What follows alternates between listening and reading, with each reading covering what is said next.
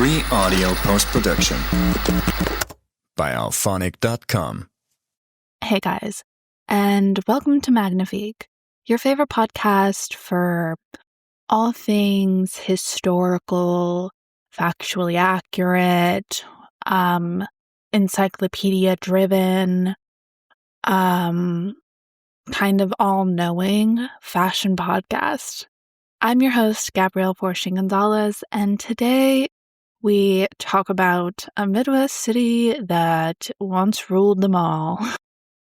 Today we talk about St. Louis and its once booming fashion industry turned desolate, now with a possible revival in the future. What does that hold? You tell me. First, let's talk about how this episode came to be. Well, thanks for asking. This episode came to be due to yet another doom scrolling session. But this time I came across a TikToker by the name of, and I think I did delete my account, so I can't fact check this. Please let me know if I'm wrong. But As the Garden Turns, they do stories all around the St. Louis area, and as it just so happened, they showed off Washington Avenue and gave a little history lesson on the hubbub that occurred in the area. I, having been born and raised in St. Louis, had never heard such fun facts before.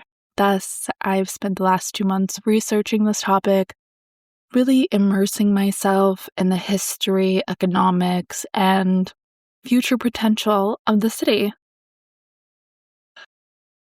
I'd also be remiss to say that sometimes in and around the St. Louis area, the citizens love to overinflate its importance on the wider geographic scale. So I would also like to say that I went into this with a bit of skepticism. What's so great about St. Louis this time, mind you, I too often overinflate the city's importance at times. But turns out there was merit to this precedent. St. Louis was the second largest manufacturing city for garments in the entire nation in the early to mid 20th centuries. Second, of course, to New York City, which we have covered at length before. Go ahead and, after this episode, give it a listen. The St. Louis Historic Garment District gets its start in the heart of downtown. Washington Avenue holds a rich history of garment manufacturing. Nested between Delmar Boulevard, Locust Street, 8th Street, and 18th Street, it was once the largest manufacturing district in the Midwest, going so far as to be nicknamed Shoe Street, USA, shoes being one of the biggest exports. Might you have heard of Buster Brown or Mary Jane shoes?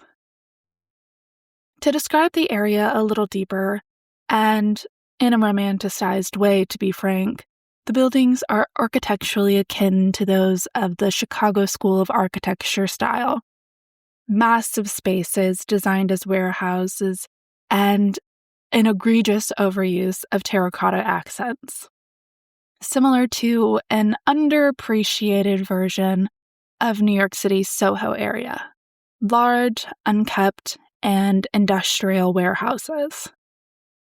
Now, I have always felt called to Washington Avenue and the surrounding areas as a St. Louis resident, though I had no idea of its rich history until recently. It's so wild to believe that I have done many photo shoots in my Insta-model, retail model era. I've done so many photo shoots in the area completely due to its aesthetic charm, unbeknownst to me.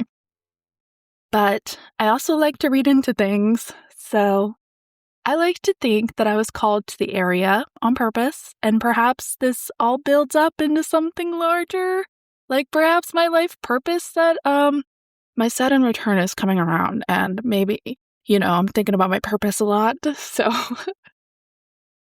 From fur trades in the 19th century to shoes and consumer innovations in the 20th century, St. Louis was a fashion industry disruptor, a powerhouse, if you will.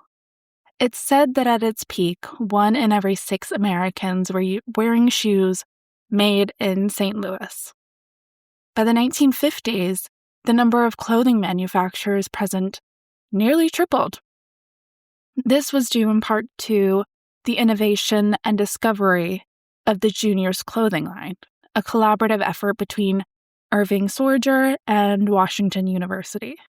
The area saw a decline in operations post-World War II, which was further exacerbated by garment production being moved overseas and into rural towns in search of lower costs and evading unions. Much like the decline of New York City's garment district, this devastated the local economy and well-being. By the 80s, the Washington Avenue garment district was a total ghost town. Revitalization of the area began as early as the 90s, with the state offering tax credits for the redevelopment of historic buildings into condos and living spaces. Today, Washington Avenue is mostly galleries, restaurants, and bars, but the St. Louis Fashion Fund and other local groups are putting efforts together towards rehabilitating the creative nature of the 7-block radius. So I've broken this down into many sections. So the main points that I'd like to cover today are the fur trade, the shoe empire, beyond the shoe empire, and what's next, what lies beyond. So I present you with the section in which I call "The Desire for a Fur Coat is Part of My Culture." To fully convey the magnitude of St. Louis's influence at the time, I must remind you that the city was founded upon fur trading, and the original street system was mapped around the Mississippi River ports. Streets were lined with fur trading and auction posts, one company in particular shone through to stand the test of time. The International Fur Exchange was a new age exchange and dubbed itself world's largest raw fur exchange. I mentioned that it stood the test of time because it's one of the few artifacts that you don't have to look too hard to find. The building itself is now a Drury hotel next to the Gateway Arch. It's a 7-story building built for commercial use by architect George W. Helmuth from 1919 to 1920. It was added to the National Register of Historic Places in 1988. This building was also used by another company called Fuchs Fur Company. The International Fur Exchange opened its doors in 1920. As mentioned, they claim to have the world's largest raw fur exchange.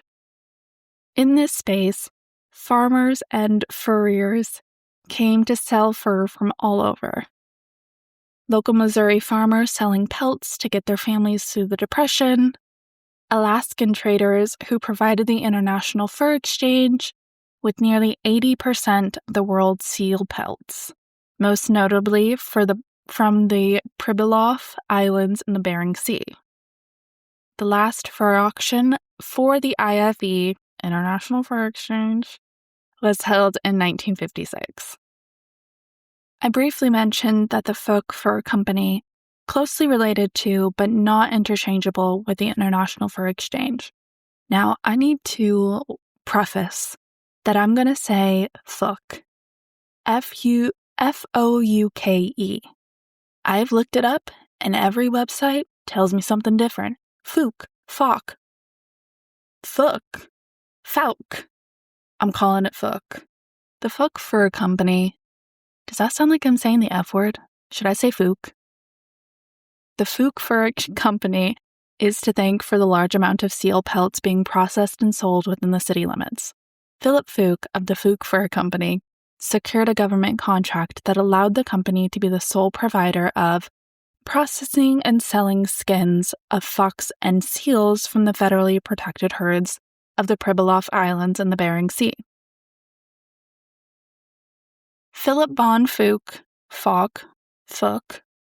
was the president of the aforementioned Fuchs Fur Company. This company's acquisition of the government contract was not only a major money-making decision, it was a decision that saved the company from going under. An icon to stockholders everywhere. Who is this corporate hero? Born in New Orleans, Louisiana, Philip Fook traveled to St. Louis, seeking a more grandiose life. In 1885, he started his career in the fur business as an office boy for another large fur company, the Funston Brothers & Co. He worked his way up and ended up becoming the founder of Fook Fur Company, as well as the head of the International Fur Exchange. Here is where the confusion of the two take place. It should be noted that while the two entities are separate, they do operate under the same roof. Fook Fur Company prioritizes processing and selling to a market. The International Fur Exchange is the market in which the company sells at. Other such fun facts about Mr. Fook include he was a colonel in the Missouri Home Guard during World War I, a member of the St. Louis Board of Police Commissioners, and an elected representative of the state of Illinois. At the time of his death in 1951, he was vice president of the Southern Comfort Company, as well as still the president of the Fook Fur Company. The Fook Fur Company is preeminent in its field and processes about 85% of the entire world's supply of fur sealskin. This is a quote from Acting Secretary of the Department of the Interior, Orm Lewis, in 1955 from a press release. For at least 60 years, the Fook Fur Company, and formerly the Funston Brothers & Co., held a government contract for dressing, dyeing, and selling the Alaskan Pribilof sealskin. There are at least 100 different treatments needing to be done in the processing of the skin. But all was worth it, as the result was a luxurious fur that could be sold at a premium price. Though the proceeds from the fur would be going straight to the U.S. government. Prior to the 1910s and this deal, most, if not all, sealskins were sent for processing in London because the required expertise was not yet available in the U.S. I was able to find a memo from the Department of the Interior recapping an auction that took place on October 13th, 1949. I'll post the full document on my Insta story, but to recap it here, the fall auction of the Fook Fur Company was held in St. Louis, Missouri. This auction held skin from various animals, but most notably, the government-owned seal skin from the Pribilof Islands. The average price for all of the fur purchased at the auction was equivalent to about $764 USD, adjusted for inflation in December 2025. This average showed a 5.7% decline from the year before. Nearly all offerings showed a decline in profitability except for the black sealskin, which increased by about 11% from years past, averaging at $937, again adjusted for inflation, per piece. This auction sold all kinds of fur. For example, African and Canadian seal skin, blue fox skin from the Pribilof Islands, blue in the same way that Russian blue cats are blue, undertones. Unfortunately, during the building of the Gateway Arch, much of the historic land around the waterfront was cleared to make way. This included much of the booming businesses from the fur warehouses, not to mention displacement of local families, but I digress. Once Drury acquired the International Fur Exchange in 1997, they additionally acquired 2 spaces right next door, and they combined the 3 buildings to make way for the Drury Plaza Hotel at the Arch. It still stands today with the painted International Fur Exchange string visible from many angles throughout downtown. I'll post that on my Insta story. I actually took a picture of it a few weeks ago because I had to show my husband. I said, look what's on this building.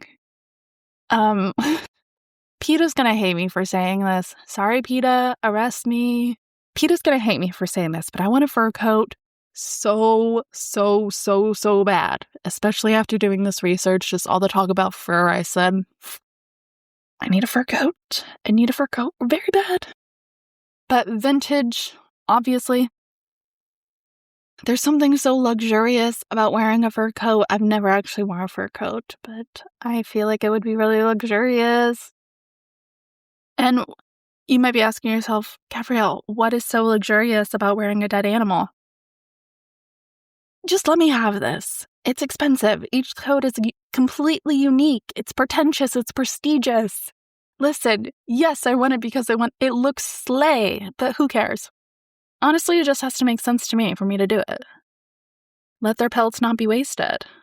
So fur coats are a part of my culture, but also footwear and great shoes are also part of my heritage, of course. Beyond fur trading, St. Louis is said to be founded on fashion greatness. Nestled in the center of the country was a little fashion empire, inviting buyers from far and wide, national and international, to purchase creations. Throughout the 20th century, the strip along Washington Avenue was known as Shoe Street, USA, with around 20 different shoe companies located within the area, and more than 160 other garment-related businesses in and around the district. This includes shops for lace, shops exclusively for buttons, fabric shops. Literally, the world is your oyster.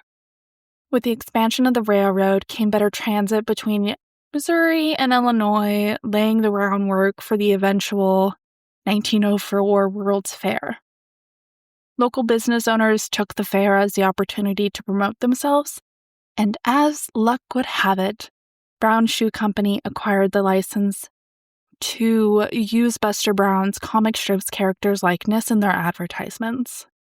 The creator of the comic sold 200 licenses. However, the Brown Shoe Company cemented the Buster Brown name into the fashion zeitgeist by using it in relation to children's shoes. The Brown Shoe Company would become one of St. Louis's hallmark brands. Now known as Caleres, the company was founded in 1887 in partnership with three men: George Brown, Alvin L. Bryan, Jerome Desnoyer. Around the same time, another major player in the shoe competition also emerged in 1898 when brothers Oscar and Jackson Johnson, along with cousin Edgar Rand, partnered with John and Eugene Rogers to incorporate RJ&R Shoe Company. Now, we aren't really going to talk about RJ&R Shoe Company. They will come around again, but mostly we're going to talk about Brown Shoe Company and George's legacy. So George Brown, as the company name might suggest, was the lead partner. He was born in Granville, New York in 1853 and studied at Bryan Stanton and Cornell Business College in Troy, New York. After gaining his education, he moved to work with his brother, who also was a partner at a shoe company. George Brown started as a shipping clerk and worked his way up to traveling salesman. Throughout his time working with his brother, he was inspired to start his own shoe manufacturing company. The money was right, the leather supply in the Midwest was plentiful, and St. Louis was shaping up to be a transportation hub. My, have we fumbled that in the modern day, by the way. And on top of all that, shoe manufacturing was predominantly operated in East Coast cities like Boston. The market for innovation was hot. Thus, he traveled back to Rochester, New York to settle on his new business partners, to come back to St. Louis to start his business. By 1893, partners Bryan and Desnoyer retired, leaving Brown as the sole owner of the company, becoming what is now known as Brown Shoe Company. The company was wildly successful, drawing a surge of shoe manufacturers in the St. Louis area. So much so that by the 1920s, shoe manufacturing became the dominant industry in the city. In addition to being a successful businessman, George Brown and his wife Betty were incredibly charitable. They were involved in many fundraising opportunities and social programs, specifically at Washington University. After Brown's death, the university's George Brown George Warren Brown's School of Social Work was founded. To rewind a bit to the 1904 World's Fair, this fair was not only pivotal for the St. Louis region entirely, but also for the wider fashion industry. Here, the Brown Shoe Company put on a show so as to display how the shoes of the time were manufactured, in the hopes to attract business. In the early 20th century, artist Richard Fenton Outcault, cartoonist for the Hogan's Alley comics, was famous for the character Buster Brown. Outcault attended and set up a booth at the World's Fair to sell licenses for the use of his comic character's likeness. It just so happened that John Bush, a salesman at Brown, was inspired by Outcault's booth and used this as an opportunity to market their shoes to children.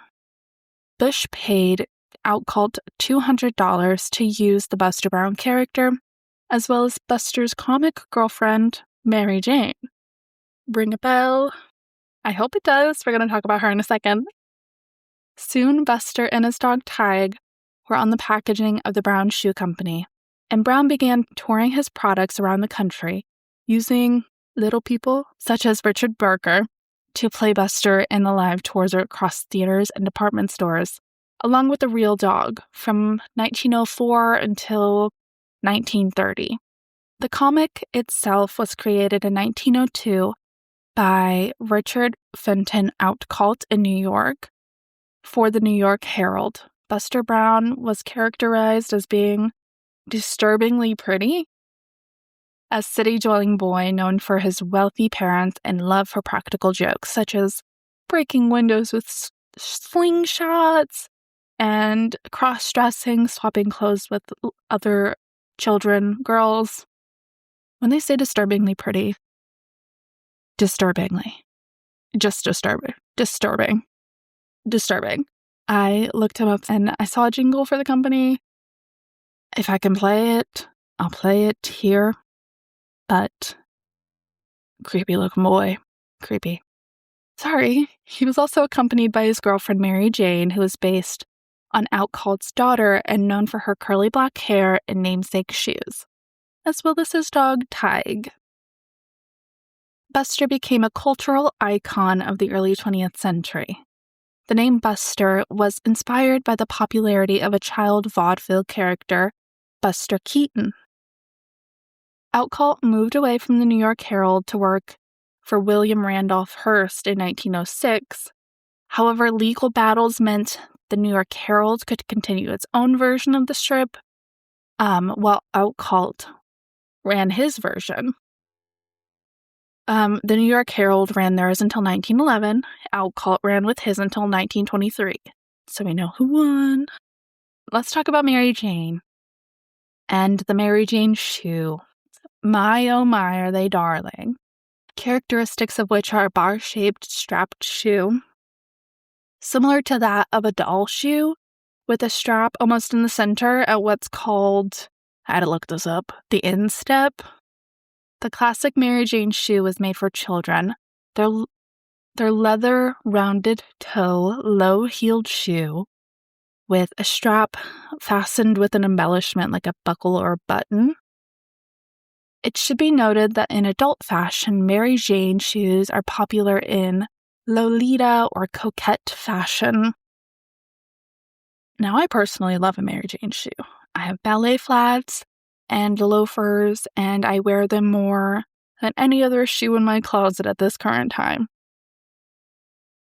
They also had a moment in pop culture from 2023 to present day, though I think the trend cycle that they're in are close to running its course, and the collective might be ready for something new. Nevertheless, you can thank St. Louis and the 1904 World's Fair for the new Skims Mary Jane tabby-toed sneaker. Brown Shoe Company is distinguishable from the competition for a long time because of its attention to quality and craftsmanship. Children's shoes needed to fit, but not too snug so they could have room to grow. The concept of durability, withstanding conditions, to even be hand-me-downs for younger siblings. Their shoes' durability held such a high standard that during World War I, the United States signed a contract with the regular Brown Shoe Company because of their reputation. This foundation of durability could later be traced as a factor to the company's ultimate demise. According to Wikipedia, in a 2020 market research future report, consumer preferences shifted towards casual, athletic, and fashionable footwear, allowing brands like Nike and Adidas to capture the market. This competition, combined with the projected growth in the global children's footwear market noted by Statista in 2022, pressured the brand. Ultimately, Brown Shoe Company struggled to modernize its image, and emerging concerns regarding decreased durability and poor craftsmanship further tarnished its once reputable status. In 1902, the Brown Shoe Company operated 5 factories in St. Louis, but expansion was halted and stained in 1904 by a deadly elevator accident that killed or fatally injured 10 employees. As the years went by and competition steepened, the company felt pressure to tighten the budget and cut costs wherever possible. This was a factor in 1911 when they started hiring more women and children, as they could be paid less for their work. According to Harvard Business School Baker Library Historical Collections, more than half the workers at Brown Shoe Company in St. Louis were between the ages of 14 and 19. This drive for cheaper labor led the company to move its headquarters downtown in 1907, while simultaneously opening its first out-of-city plant in Moberly, Missouri. As workers organized into unions like Boots and Shoe Workers Union and United Shoe Workers of America, the company resisted fiercely. The Brown Shoe Company was proudly anti-union. One strategy used by the company to try and minimize the workers' ability to potentially unionize was to expand the company into rural towns outside of St. Louis, such as Moberly. Locals of these rural towns were to have welcomed the new business. There are said to have been tax incentives for the company and town for the company to operate within its limits. This, in turn, made the citizens feel almost indebted to the company, thus less likely to unionize. So I told you RJ&R would come back around ever so briefly. I get a one-sentence feature here. But another prominent shoe company at the time, RJ&R, also utilized the same labor-cutting practices.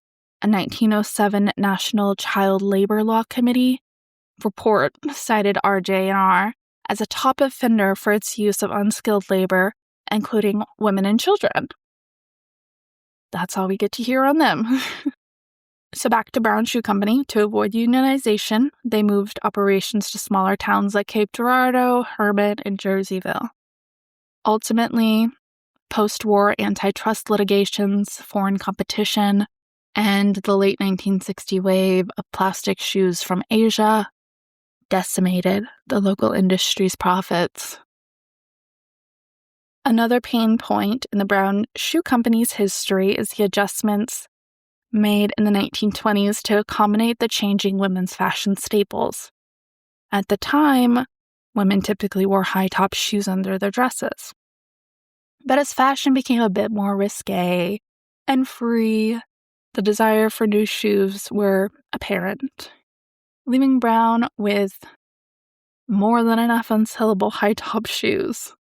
The switch in demand versus supply was a problem made small in comparison with the Great Depression impending. Of course, the shoe company was not spared by the effects of the Great Depression. This era caused even more cost-saving measures, which not only led to the Wagner Act being established, but also the 1936 ruling against the Brown Shoe Company, citing violations of the Wagner Act. During the Great Depression, an investigation revealed wages as low as $2.50 for a 60-hour work week. The company resorted to closing plants to stop strikes altogether. Under John A. Bush, the company reportedly utilized physical intimidation against organizers, even hiring the AA Honor Strike-Breaking Detective Agency in 1934 to suppress union activity. The final part of the Brown Shoe Company's history is their expansion and focus in retail. There was a short stint in time when the company rebranded as the Brown Group and expanded their market offerings, inevitably regrouping and refocusing on shoes. In 2004, Diane Sullivan took the role as the president and remains so today. In 2015, the company was purchased by Caleres and still operates out of their Clayton headquarters, overseeing many high-profile shoe brands that we know and love. Sam Edelman, Stuart Weitzman, Dr. Scholl's even. Their impact is insane. Apart from the shoe business's up and down market, the Washington Avenue Garment District was a bustling ecosystem for innovation and grit. Somewhere entrepreneurs like Sam Shalev and women like Sophie Litz, the district's only female CEO at the time, navigated fabric rations during World War II and the rise of the International Ladies Garment Workers Union. Despite the high-pressure environment of the factories, St. Louis original pieces became so coveted that Brooklyn buyers reported customers walking out if they couldn't find them. Life magazine credited the cities with giving American girls exactly what they wanted. This golden age, fueled by a unique partnership between industry giants and WashU, designers like Elizabeth Berner, sales volumes skyrocket from 20 million to over 80 million, cementing St. Louis's legacy as the birthplace of modern youth fashion. St. Louis became a trendsetter in their own right. In the 1930s, business owner Irvine Sorger of Klein's identified a gap in the market and commissioned design students from Washington University to come up with a better way of making clothes for young women that were able to be differentiated from their elders' clothing, featuring higher bust pockets and smaller waistline, thus inventing the juniors line. A move that saw the local workforce explode from 1,200 to 6,000 in just 5 years. I also happened upon a local August 1924 issue of the St. Louis Pageant, which featured a wide array of advertisements. One excerpt discussed the Washington Avenue district. It was considered an epicenter of the city's garment industry, a thriving hub even. The area was lined with showrooms, factories, and retail space filled with a fashion wonderland.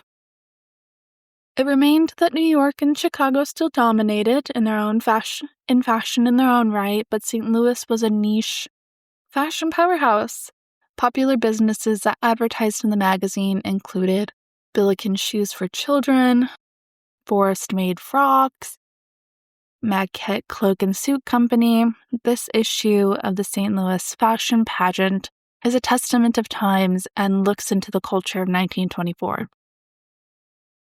Washington Avenue was once absolutely bustling with garment production. In the 1970s, trade agreements brought productions overseas for a much cheaper price, which took many businesses out of the city. However, if it weren't for the overseas productions, the companies themselves were also expanding and shifting their companies away from larger cities as to cut labor costs. So where does St. Louis stand now, you might ask?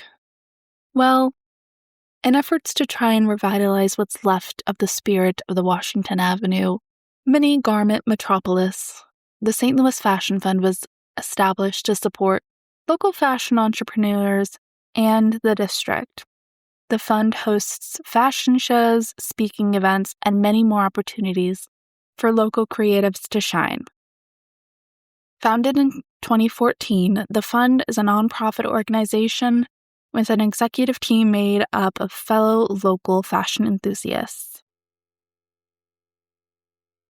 The St. Louis Fashion Fund continues to shape the region's creative economy, building on the successes of its signature incubator at 1533 Washington Avenue.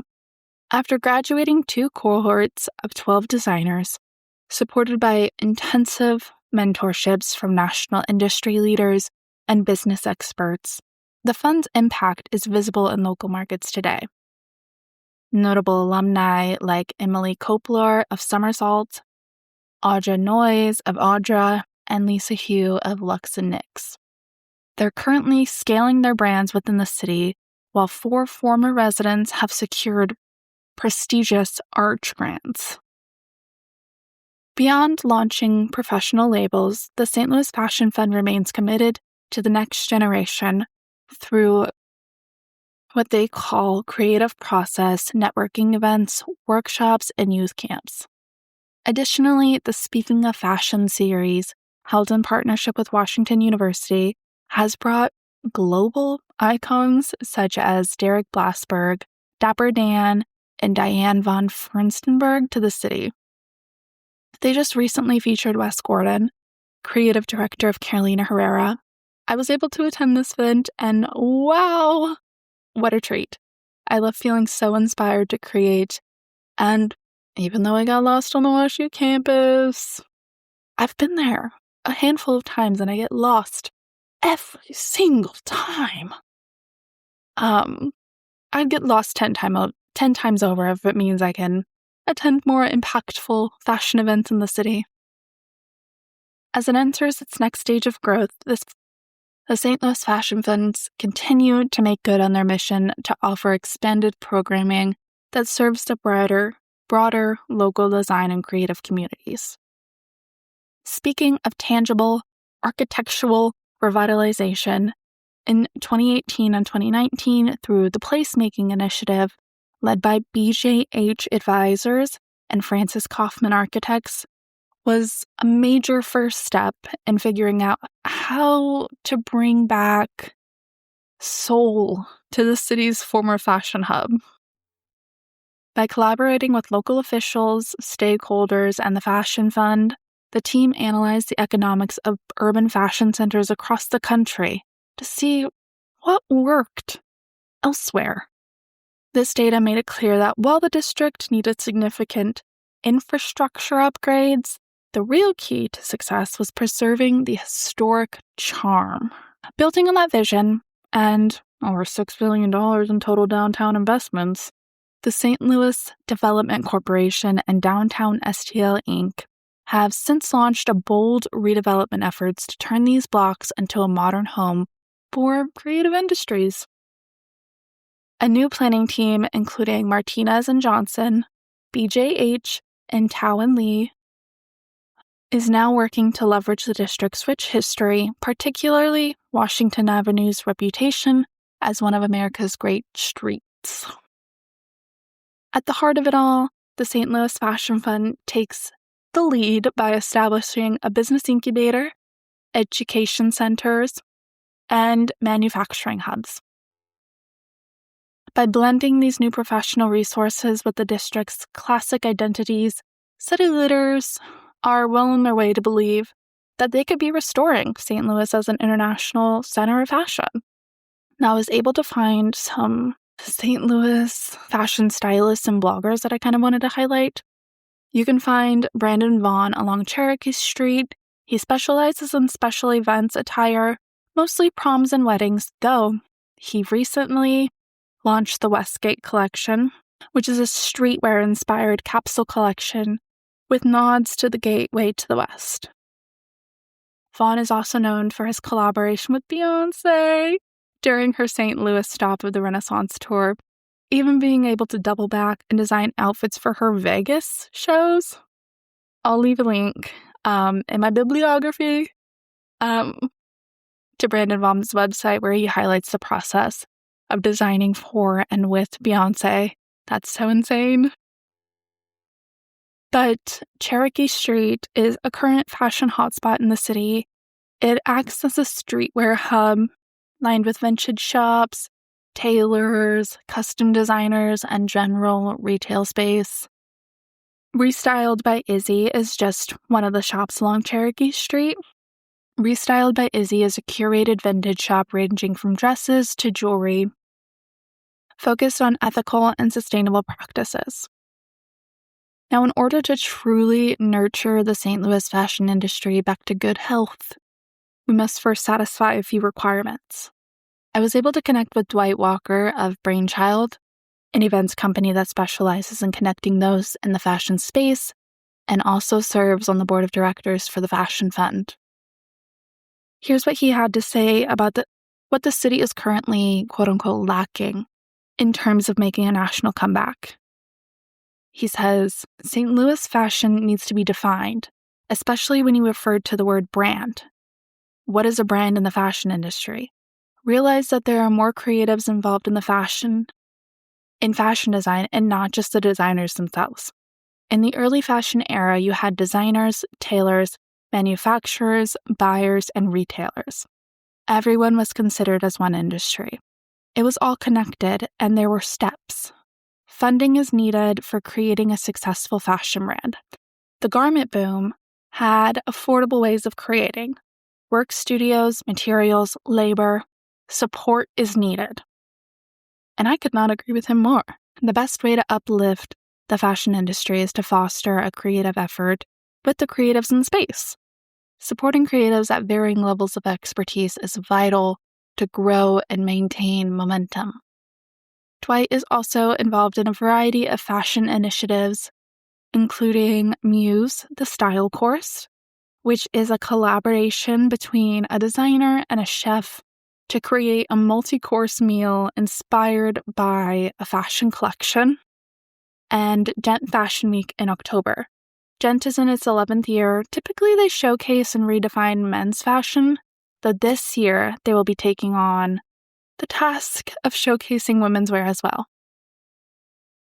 I'd be remiss if I didn't mention STL Fashion Week, making its comeback for the first time since 2016. This June, Tasha Barker is revitalizing the fashion event for its big comeback. She has headed up Kansas City's Fashion Week and intends to bring the same fire and passion to STL. Now, if anyone knows how to attend these events, do let a girl know. I have scoured and looked and applied to volunteer, so I guess all there's left to do is beg. Before I tie up everything in a cutesy little bow, I want to make sure I briefly mention author and researcher Valerie Battle Kienzle. She has devoted many years to sourcing materials for her book dedicated to St. Louis fashion history, titled Ready to Wear, A History of Footwear and Garment Industries in St. Louis. Her husband is a third-generation occupational footwear distributor, with his great-grandfather working at what is now known as the City Museum. It was once Peter's Shoe Company, the International Shoe Company. I think that RJ&R merged with Peter's Shoe Company and became International Shoe Company. So she has some stake in the game. I was able to read her work in preparation for this episode, and it's so highly informative and detailed, so I wanted to make sure she gets the well-deserved praise within this episode. I ended up reading it as a last source of mine, as I knew it'd be highly informative, and I wanted to make sure I was able to speak to my own research first. This episode has made me need a fur coat desperately, and I'm going to look into a shoe cobbler. This is my heritage. I must nurture it. Please don't appropriate my culture at this time. My new dream is to have some sort of studio space within the domain of the St. Louis Garment District. And actually, that's so crazy because that's been my dream for a long, long time before understanding its legacy. Again, I'm a witch. This is what I do. This is for me. Thank you so much. But thank you for listening. I appreciate it. This has been something that I've been so proud to research. I was so not aware of the history and standing of the St. Louis city in fashion history. And I like fashion history. Why didn't I know this beforehand? But thank you guys for listening. I hope to see you guys soon. I will have my bibliography in the description. And make sure you check out my Insta because I will be posting photos of the Garment District on my stories, and I'll have a highlight just in case you don't get to my stories before it expires. So thank you. And bye. See you soon. Free audio post-production by alphonic.com.